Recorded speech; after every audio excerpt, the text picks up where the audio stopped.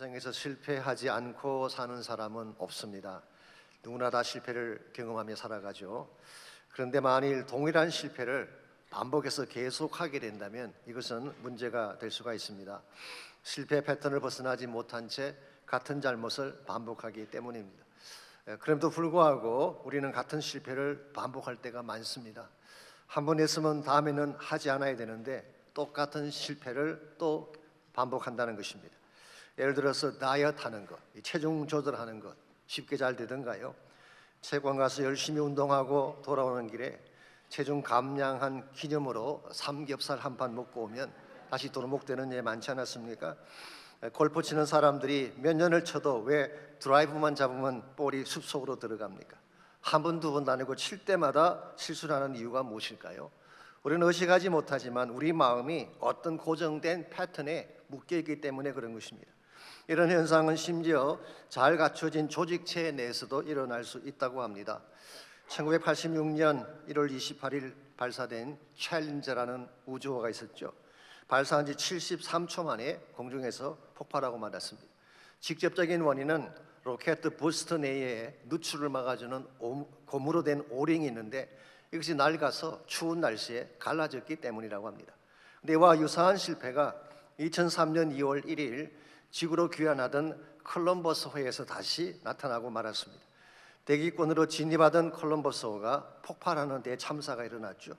초기에는 테러가 아닌가 추정됐습니다마는 사실은 왼쪽 날개 부분의 노후가 폭발의 원인이었다고 합니다. 왜 이와 같은 실수가 반복된 것일까요? 다른 것도 아니고 우주 왕복선의 만전을 기한다고 하는 나사가 어떻게 17년 만에 같은 실수를 반복한 것일까요? 단순히 기억력이 사라질까요? 아닙니다. 텍사스 주립대학교의 파멜라 하운실드라는 교수는 이렇게 설명을 했습니다. 심각한 실패가 조직에 반성의 기회도 주지만 동시에 창의적 시도를 하는 것을 막기도 한다. 그래서 처음에는 안전에 초점을 맞추지만 시간이 흐르면 안전보다는 혁신과 시장성에 더 초점을 맞추기 때문에 같은 실수를 반복한다. 그렇게 설명했습니다. 쉽게 표현하면 실패 아픔보다는 좀 더 앞서기 위한 인간의 욕망 때문에 같은 실수를 반복한다는 설명이었습니다. 이와 같은 것을 로버트 그린이라고 하는 사람은 인간 본성의 법칙이다 그렇게 불렀어요. 이게 사실 우리의 책 제목입니다만은 일반적으로 사람이 무엇을 선택을 할 때 그것이 배우자이건 직장이나 사업터이건 객관적인 논리를 따라 결정한다고 생각을 하지만 실제는 그렇지 않대요. 사실은 자기 내면 속에 있는 더 근본적인 본성이 그것을 결정한다는 것입니다. 예컨대 마음속에 있는 야망이나 어릴 때 새겨진 상처나 열등감 같은 것이 무엇을 결정할 때에 그 선택에 가장 중요한 영향을 끼친다는 것입니다. 좀 더 어려운 용어로 이것을 표현하면은 인지 편향이라고 합니다. Cognitive bias라고 부르는데요. 이미 고착화된 인식을 가지고 모든 것을 보기 때문에 그 틀을 벗어나지 못하는 것입니다. 그래서 해서는 안 되는 줄 알면서도 또 같은 일을 행하고 이 길을 선택하면 넘어진다는 것을 알면서도 또 그 길을 가는 이 반복적인 성향이 주어진다는 설명이었습니다. 일리가 있는 설명이죠. 아마도 로버트 그린이 유태인이었기 때문에 인간 내면의 악함을 들여다보고 이런 설명을 한 것 같습니다. 그러나 성경은 이것을 좀 더 분명한 단어로 설명해주고 있죠. 그 단어가 죄라고 하는 단어입니다. 성경에 의하면 모든 인간은 sinful nature를 가지고 있는데 이것이 바로 하나님을 떠난 인간의 본성이죠. 우리 모두에게 죄성을 가지고 있기 때문에 죄의 본성이 있기 때문에 우리는 같은 실수를 반복하게 되고 죄라고 하는 늪에서 빠져나올 수가 없는 것입니다. 그러므로 이 반복되는 실패의 사슬을 끊고 죄로부터 자유케 되기를 원한다면 다시 하나님께로 돌아가야 되는 것입니다. 돌아가되 어설프게 대충 돌아가는 것이 아니라 철저하게 돌아갈 때에 우리 심령 속에 있는 죄의 사슬이 끊어지게 되고 새로운 차원의 삶을 시작할 수 있는 것입니다. maybe 여러분과 제 삶 가운데도 반복되는 실수나 잘못이 있을 것입니다. 이 원인은 근본적으로 하나님을 떠났을 때 주어지는 것이기 때문에 우리 다시 하나님께로 돌아가서 우리의 모든 죄를 자복하고 하나님이 회복시켜 주시는 새 심령을 갖게 되면 우린 다시 새로운 마음으로 출발할 수가 있는 것입니다. 그러므로 어떻게 하면 우리를 계속 얽어매고 있는 실패 사슬을 끊어버리고 하나님과 함께 참된 회복을 향해 나아갈 수 있을지 오늘 주신 본문을 중심으로 이것을 함께 나눠보려고 합니다. 오늘 같이 읽은 본문에 보시면은 동일한 실수를 반복했던 사울의 모습이 기록이 되어 있습니다. 기억하실지 모르겠지만 오늘 본문의 사건과 유사한 사건이 24장에서 또 한 번 있었죠. 지난번 설명을 들었습니다마는 그때는 사울이 혼자 엔게디 동굴에 들어가서 볼일을 볼 때였습니다. 아무도 없는 가운데 홀로 학문에 힘쓰고 있을 때 뒤에서 치면 그냥 죽는 상황이었죠. 그런데 다윗은 그를 치지 아니하고 그도자락만 베고 살려주었죠. 이것을 나중에 알게 된 사울이 어떤 반응을 보였습니까? 자신의 잘못을 뉘우치고 다시는 다윗을 치지 않겠다고 맹세까지 하고 헤어졌습니다. 그랬으면 이제는 다윗 쫓기를 멈추고 평화 속에 살아야 되는데 오늘 본문을 보니까 그렇지 아니한 것 같습니다. 다시 다윗을 쫓기 위해 광야까지 달려온 것입니다. 1절과 2절입니다. 10사람이 기브아에 와서 사울에게 말하 이르되 다윗이 광야 앞 하길라 산에 숨지 아니하였는가 하며 사울이 일어나 10광야에서 다윗을 찾으려고 이스라엘에서 택한 사람 3,000명과 함께 10광야로 내려갔다고 했습니다. 아마도 10광야에 살고 있던 주민들이 기브아까지 가서, 기브아는 사울 왕이 살고 있는 왕궁이 있는 곳이죠. 밀고를 했습니다. 지금 다윗이 하길라 산에 숨어 있습니다. 이 말을 들은 사울이 3,000명의 군대를 이끌고 10광야까지 내려온 것입니다. 이걸 보면은 다윗에 대한 분노나 질투를 아직도 버리지 못한 것을 확인할 수가 있죠. 이와 같이 다시 다윗을 잡으려고 왔을 때에 다윗은 곤히 잠자고 있는 사울의 진영 한가운데로 들어가서 창만 꽂으면 사울을 끝장낼 수 있는 상황이었지만 이번에도 다시 사울을 죽이지 않고 살려주게 되죠. 그래서 그는 창과 물병만 가지고 돌아온 것입니다. 그랬더니 이 사실을 사울이 알고 뭐라고 고백했는지 아십니까? 1절 말씀은 21절입니다.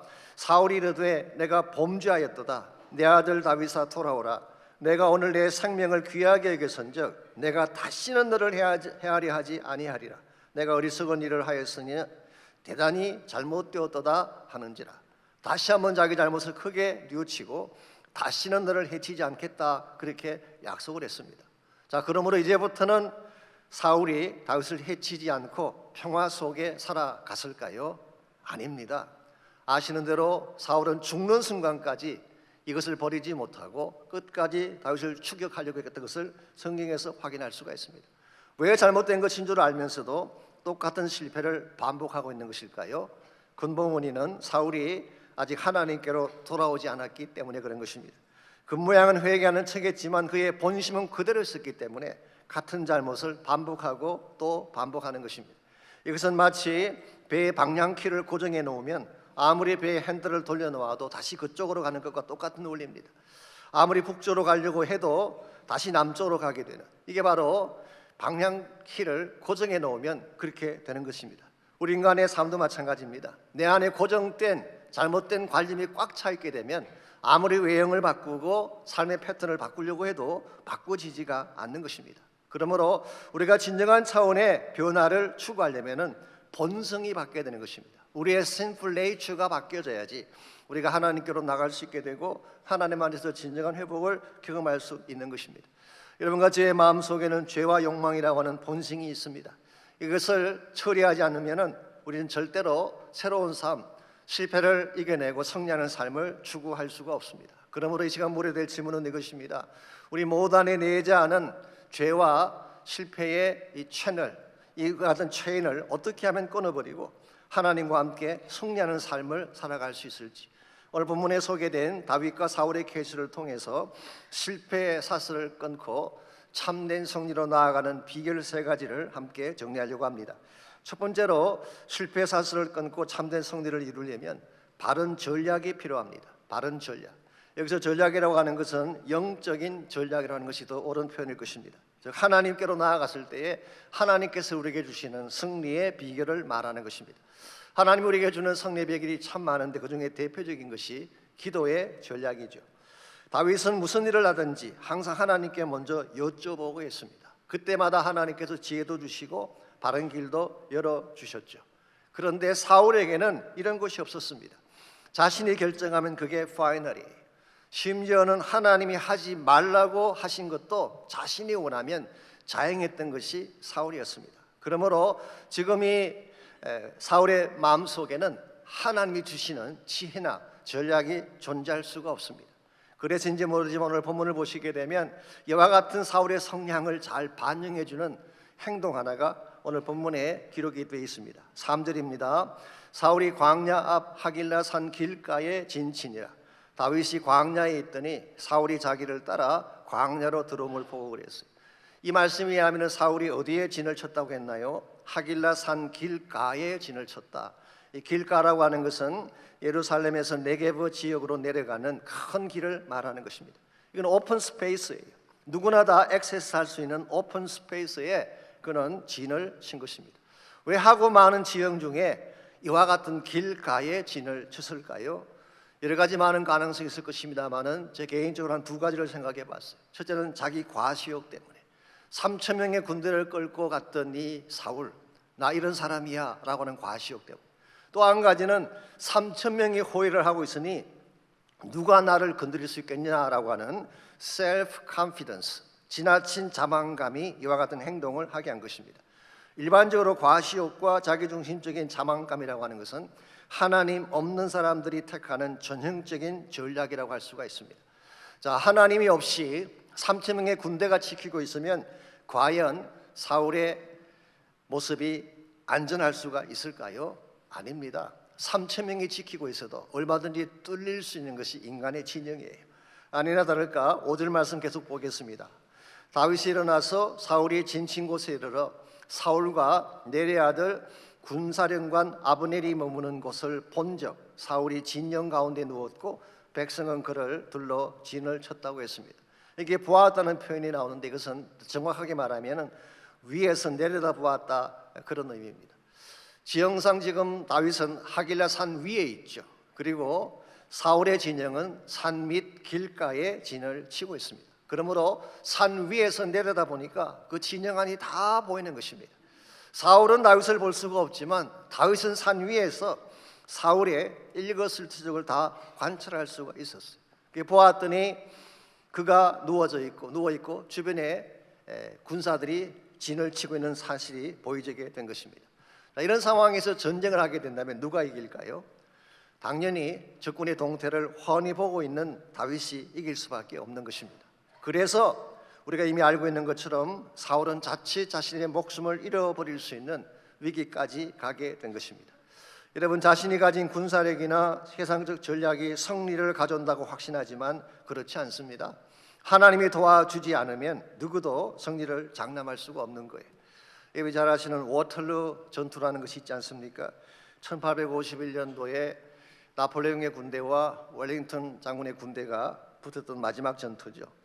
그 당시 기록을 보게 되면요, 사실은 전쟁 초기에는 나폴레옹의 프랑스 군대가 훨씬 더 유리했다고 합니다. 숫자도 더 많았고 위치도 더 좋은 위치에 있었어요. 그랬는데 결정적인 전투를 하기 전날 밤, 그게 6월 17일 밤입니다. 18일이 전쟁을 벌이는 날인데 6월 17일 밤에 그 지역에 비가 쏟아졌어요. 그래서 땅이 진흙밭이, 질퍽질퍽한 진흙밭이 되고 만 것입니다. 아시겠지만 나폴레옹 군대의 장점이 뭡니까? 포병 아닙니까? 포를 옮길 수가 없는 것입니다. 그래서 할 수 없이 6월 18일 아침이 밝았지만 전쟁을 시작하지 못하고 4시간을 지체한 후에 전쟁을 시작했더니 too late. 그때는 이미 프로이센 군대가 웰링턴 부대와 합류를 하게 되면서 나폴레옹의 군대가 패배를 하게 된 것입니다. 여러분, 군대를 모으고 군사적 전략을 짜는 것은 인간이 할 수 있지만 하늘을 열고 비가 쏟아지게 하는 것은 하나님만 하실 수 있는 일이에요. 그러므로 정말 지혜로운 사람은 내가 가진 군사력이나 힘을 의지하는 것이 아니라 하나님을 의지하고 하나님께 기도하는 자가 진정한 지혜로운 자라고 할 수가 있어요. 사업의 전략을 짜고 제품을 판매하는 것은 인간이 할 수 있지만 경제의 흐름을 주도하는 것은 하나님이 하시는 거예요. 하나님이 열지 않으면 어떤 경제도 풀릴 수가 없는 것입니다. 장수하기 위해 좋은 약을 먹고 좋은 병원을 찾는 것은 인간이 할 수 있는 것이지만 인생의 생사화복을 결정하는 분은 하나님이에요. 그러므로 정말 지혜로운 사람은 내 능력과 내 힘으로 전쟁하는 자가 아니라 하나님의 능력을 의지하고 하나님께 나가서 기도하는 자가 되는 것입니다. 그 좋은 예가 출애굽기 17장에 기록되어 있지 않습니까? 애굽에서 나온 지 얼마 안 되었을 때에 아말렉 족속이 침공을 해왔습니다. 그 당시 이스라엘은 갓 태어난 어린애 같은 수준이었어요. 전열도 가다듬지 못했고 아직 한 번도 전쟁 경험이 없는 이스라엘 백성인데 아말렉 족속은 광야에서 잔뼈가 굵어진 전쟁의 전문가들이었습니다. 자, 둘이 싸운다면 누가 이길까요? 아말렉이 이기는 것은 자명한 것입니다. 그때 모세가 했던 일이 산 꼭대기에 올라가서 두 손 들고 하나님께 기도하는 것입니다. 아무것도 다른 것은 할 것이 없지만 산 위에 올라가서 두 손을 높이 들고 기도했을 때에 하나님께서 이스라엘 민족에게 승리의 깃발을 흔들게 해주셨고, 그래서 그곳 이름을 여호와 니시라고 부르지 않았습니까? 오늘날도 마찬가지입니다. 세상에 수많은 전략들이 있고 수많은 방법들이 있겠지만 하나님이 우리에게 주신 최상의 전략은 기도인 줄 믿습니다. 그러므로 문제가 왔을 때에, 어려운 난관 앞에 처했을 때에 당황하고 물러서고 탄식할 것이 아니라 산에 올라가서 기도하는 것입니다. 두 손 들고 기도하게 되면 하나님께서 우리와 동행해 주시고 내가 열지 못하는 장벽도 열어주셔서 진정한 차원의 브레이크트루가 일어나게 하는 거예요. 그러므로 개인이든 교회이든 기도의 전략을 택하고 하나님 앞에 기도할 때에 승리할 수 있고 회복을 이룰 수가 있습니다. 두 번째로 실패 사슬을 끊고 참된 승리를 이룩하려면 바른 용기를 가져야 됩니다. 여기서 용기라고 하는 것은 일반적인 용기가 아니라 하나님을 신뢰할 때 주어지는 믿음의 용기를 말하는 것입니다. 이 믿음의 용기를 가질 때에 어떤 전쟁을 하더라도 우리는 승리를 이룰 수가 있습니다. 6절 말씀 보겠습니다. 이에 다윗이 햇사람 아히멜렉과 스루의 아들 요압이하고 아비새에게 물어 이르되 누가 나와 더불어 진영에 내려가서 사울에게 이르겠느냐 하니 아비새가 이르되 내가 함께 가겠나이다. 자, 다윗이 사울의 진영을 다 내려다본 후에 그 진영 안으로 들어가기를 원했습니다. 왜 그랬을까요? 다시 한번 사울과 대화를 하기 위해서였어요. 그래서 서로 피를 흘리지 않고 이 전쟁을 끝내게 하기 위해서 그는 그 진영을 내려가려고 한 것이죠. 그런데 이것은 쉬운 과제가 아니었습니다. 목숨을 걸어야 할 정도로 두려운 과제였죠. 그래서 다윗이 최측근 두 사람에게 물었습니다. 누가 나와 함께 진영으로 내려가서 사울에게 이르겠느냐? 그때 아히멜렉은 침묵을 했어요. 여기서 말하는 아히멜렉은 제사장 아히멜렉이 아닙니다. 동명이인입니다. 그런데 아비새는 Yes sir, I will. 제가 하겠습니다. 그렇게 말을 했습니다. 한 가지 흥미로운 사실은 침묵했던 아히멜렉은 더 이상 성경에 그 이름이 등장하지 않습니다. 그러나 아비새는 사무엘하 23장 18절에 보면은 30용사 그룹의 두령이 되어서 그 이름을 남기게 되었어요. 하나님이 필요로 할 때 쓰임 받는 사람이 돼야 돼요. 하나님이 나를 사용하시겠다고 할 때에 I will 하고 나서야지 하나님께 쓰임 받고 참된 역할을 감당하는 것입니다. 그래서 신약 성경에 보게 되면 예수님께서 천국은 침노하는 자의 것이라 그랬잖아요. 제가 적극적으로 참여하려고 하는 사람, willingly 하려고 하는 사람들에게 천국이 주어지는 것이지 뒷짐지고 빠지는 자에게는 아무런 기회도 주어질 수가 없다는 말이에요. 그러므로 하나님이 나를 부르신다고 느껴졌을 때, 하나님이 필요로 할 때 절대로 여러분 딴청 부리지 말고 뒤로 물러서지 말고 예스를 하고 나서시기를 바랍니다. 예를 들어서 무료 선교 광고가 나왔습니다. 광고는 어떻게 해야 될까요? 저건 내가 해야 되겠다. 듣지 말자. 그리고 여러분이 적극적으로 달려들어야지 딴청 부리게 되면 하나님께 쓰임받을 축복의 기회를 놓치는 것입니다. 맞죠? Anyway, 이와 같이 해서 다윗과 아비새가 사울의 진영에 내려갔더니 어떤 일이 벌어졌는지 아십니까? 7절입니다. 다윗과 아비새가 밤에 그 백성에게 나아가 본즉 사울이 진영 가운데 누워 자고 창은 머리 곁 땅에 꽂혀 있고 아브넬과 백성들은 그를 둘러 누웠는지라. 참 기가 막힌 장면 아닐 수가 없습니다. 지금 사울은 잠을 자고 있었어요. 근데 그 곁에 호위를 해야 될 아브넬도 잠을 자고 있고 다른 군사들도 다 잠을 자고 있었대요.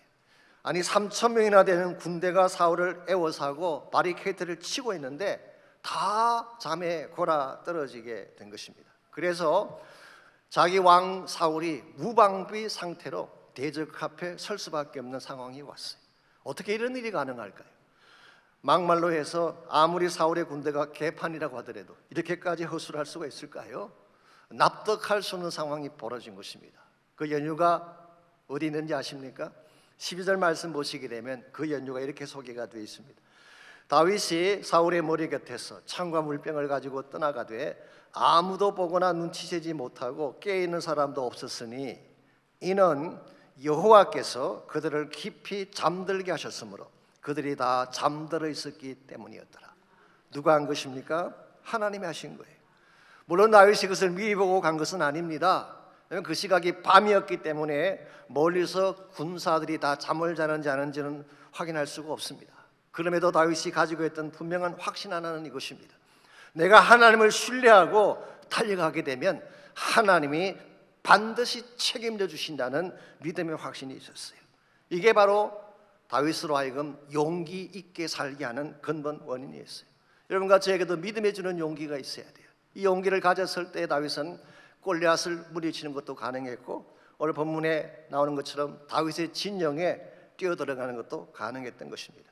우리가 만일 우리 자신을 바라보게 되면 용기 가질 수 없어요. 주어진 상황이나 여건을 보게 된다면 이와 같은 용기를 가질 수가 없지만 내 마음의 초점을 하나님께 집중하고 하나님만 바라보게 된다면 우리는 세상에 감당할 수 없는 용기를 갖게 되고 그때에 파도 같은 문제도 넘어설 수 있는 참된 승리자의 모습을 갖추게 되는 것입니다. 제가 2007년도에 데이토나 비치에서 열리는 그 페이트 클리닉이라고 하는 그 훈련 프로그램이 있어서 참석을 하고 돌아왔습니다. 그 후에 저희 교회에서 페이트라고 하는 사역을 시작을 했죠. 그때 그 교회에 강사로 오신 분이 책을 한 권 선물로 주셔서 그 책 제목이 Simple Church라고 하는 단순한 교회라는 책인데요. 사움 레이너라고 우리 라이프의 총재가 쓴 책입니다. 그리고 에릭 가이거라고 하는 현재 메리니어즈 철치 얼바인에 있는 그 교회 담임 목사님 두 분이 공동으로 쓰신 책인데요. 저자가 직접 사인을 내주신 책이라서 지금도 제가 잘 간직을 하고 있습니다. 그 책에 보게 되면 The Miracle on Ice라고 하는 제목의 이야기가 등장합니다. 1980년 US 올림픽 하키팀에 대한 실화를 말하는 것입니다. 그 당시 세계 최강의 하키팀은 소련팀이었어요. 소련팀은 쉽게 말해 소비에트 아미 팀이에요. 소련 군대로 구성된 그런 팀이기 때문에 누구도 그 팀을 이길 수가 없었어요. 그래서 20년 동안 올림픽 금메달을 휩쓸었던 팀이 소련팀인데 그해 US 하키팀은 전원이 아마추어 선수로 구성이 되어 있어요. 그것도 대다수가 칼리지 학생들로 구성이 되어 있었습니다. 올림픽에서 배정받은 순위가 12번째 시드였어요. 자, 이런 팀이 20년간 금메달을 삭제한 소련팀을 이기는 것이 가능했을까요? 그랬는데 결승전에서 4대3으로 소련을 이기고 금메달을 따게 됐습니다. 어떻게 이것이 가능했을까요? 그 책의 저자는 한 단어로 그 비결을 소개하고 있습니다. 영어로 alignment라고 하는 단어. 이것은 한 방향으로 정렬시킨다 그런 뜻이. 모든 팀원들을 오직 한 곳만 바라보게 한 것입니다. 그 한 곳이 미국이라고 하는 이름이었어요. 자, 그 이름을 갖고 그 이름을 위해 뛰게 했을 때 그들은 20년간 계속되었던 패배 고리를 끊고 승리의 깃발을 높이 들게 된 것입니다.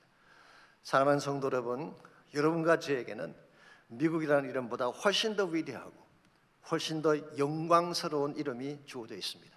그것이 바로 예수 그리스도의 이름입니다. 그 이름을 걸고 그 이름의 권세로 달려간다면 어떤 장벽도 우리를 가로막을 수가 있고 어떠한 사슬도 우리를 묶을 수 없고 우리는 반드시 승리하게 되는 것입니다. 실제로 초대교회가 그렇게 하지 않았습니까? 그들이 가진 것은 아무것도 없었어요. 재력도 없었고 권세도 없었고 세상적인 힘이나 파워가 없었어요. 그러나 초대교회 성도들에게는 나사렛 예수 그리스도라는 이름이 있었어요. 그 이름의 권세로 그들은 기적을 행했습니다. 그 이름의 권세로 날 때부터 안전병이 된 사람을 일으켰어요.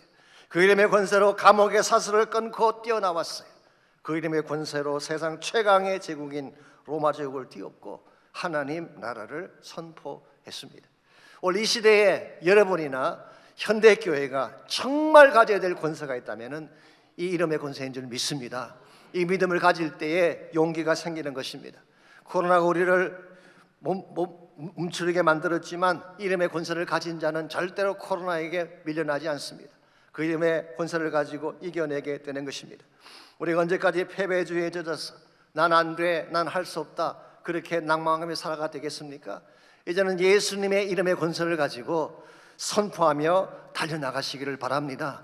선포하며 기도하면 하나님께서 장벽도 뚫어주시고 진정한 차원의 브레이크스루로 일으켜 주셔서 내 육신을 묶고 있는 모든 것들, 또 불필요한 모든 어려운 장벽들을 다 해결해 주셔서 회복으로 나아가게 하시는 거예요. 그러므로 여러분과 제가 실패의 사슬을 끊고 진정한 차원에서 승리를 이룩하려면 1차적으로는 하나님이 주시는 바른 전략, 기도의 전략을 사용해야 됩니다. 힘들고 어려울 때에 혼자 고민하지 말고 기도 산으로 올라가서 두 손 들고 기도하시기를 바랍니다. 두 번째로 바른 믿음의 용기를 가져야 됩니다. 하나님을 신뢰하고 달려가는 용기, 이게 분명할 때에 어떠한 대적도 우리를 막아설 수가 없는 것입니다. 마지막 세 번째로 실패의 사슬을 끊고 참된 승리를 이루려면 바른 영성을 가져야 됩니다.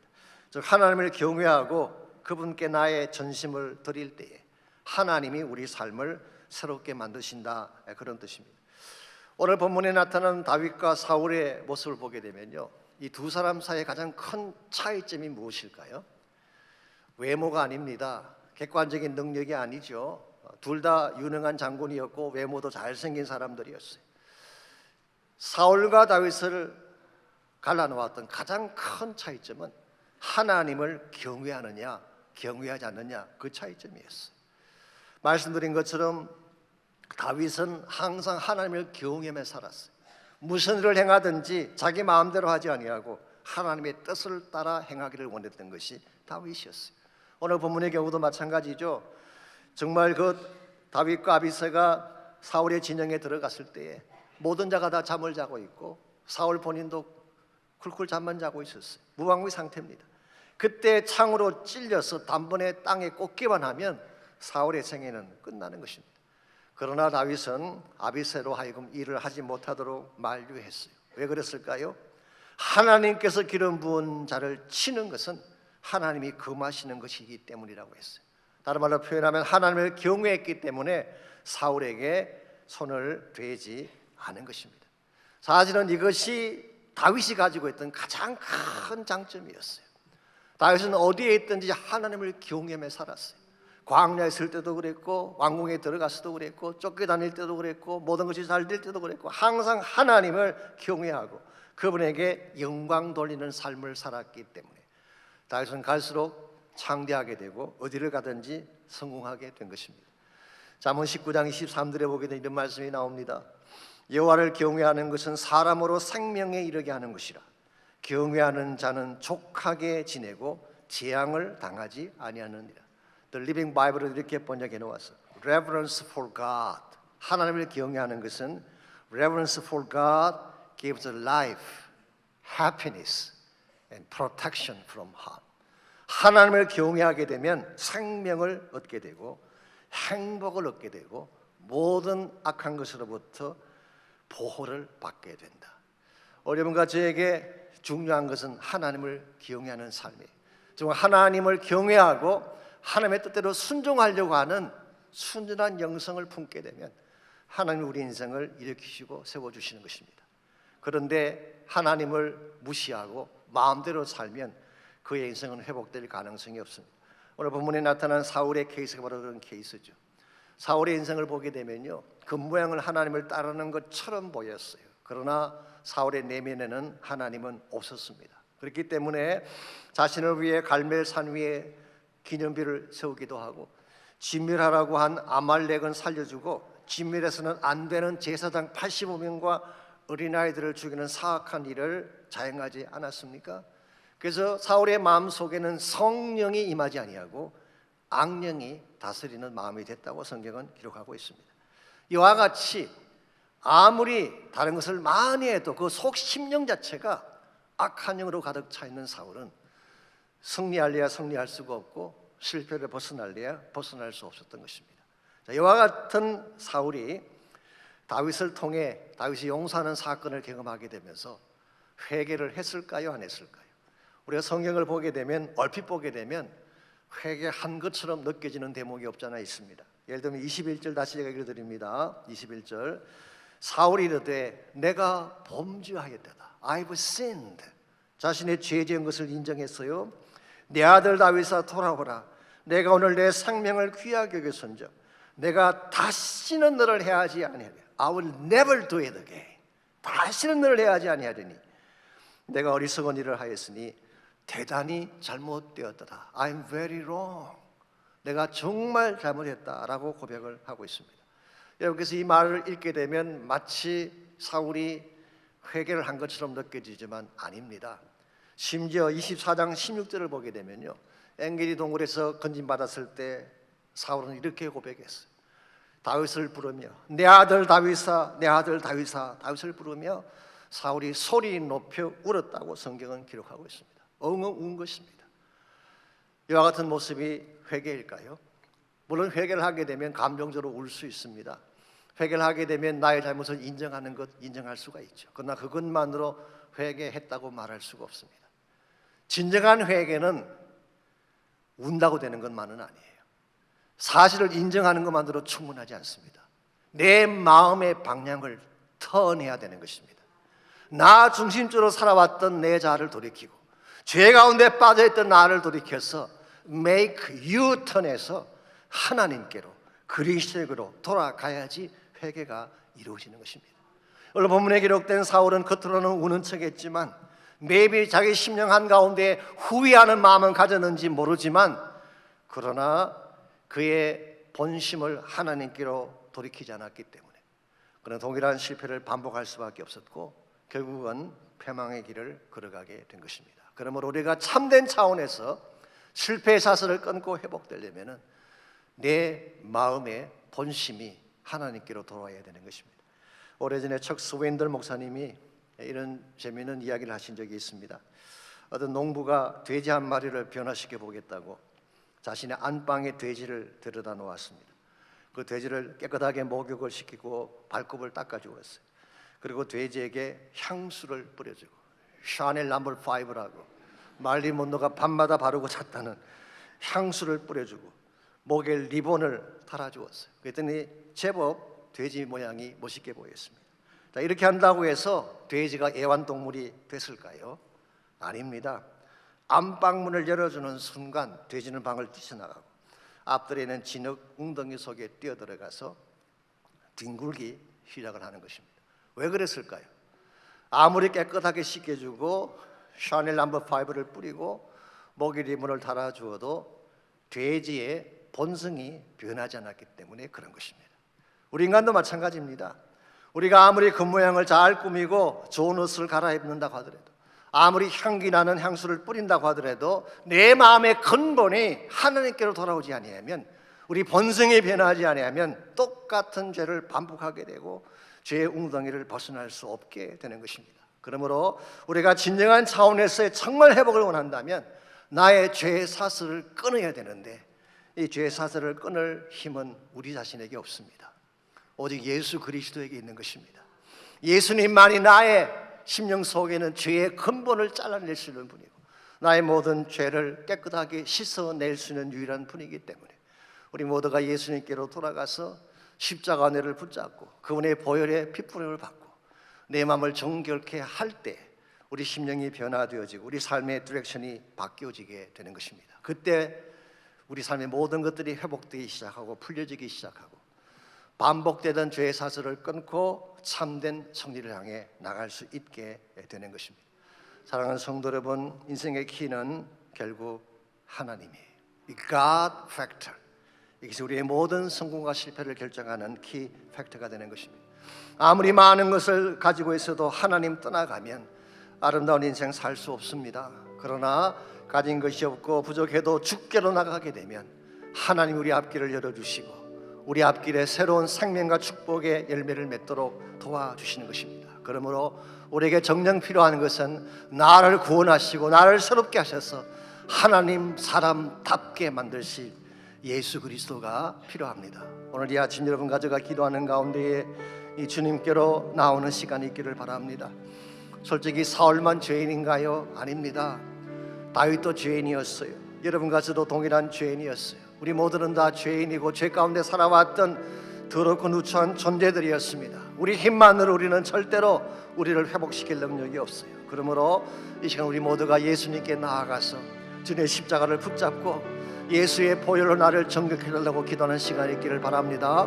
아직 주님 만나지 못한 분이 혹시 계신다면 내 마음의 문을 열고 예수님이 나의 구원자이심을 고백하고 그분을 영접하는 축복이 있기를 바랍니다.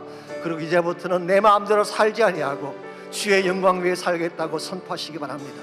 나사렛 예수님의 권세를 가지고 선포하며 기도하시기를 바랍니다. 이런 묶어있는 결박이 어떠한 것일지라도, 어떠한 질병이나 어떠한 불경이나 어떠한 실패가 여러분을 붙잡고 있을지라도 나사렛 예수 이름의 권세 앞에 다 물러갈 줄 믿습니다. 담대한 믿음을 가지고 선포하며 기도하시기 바랍니다. 우리 다 같이 한 목소리로 합심해서 기도하겠습니다.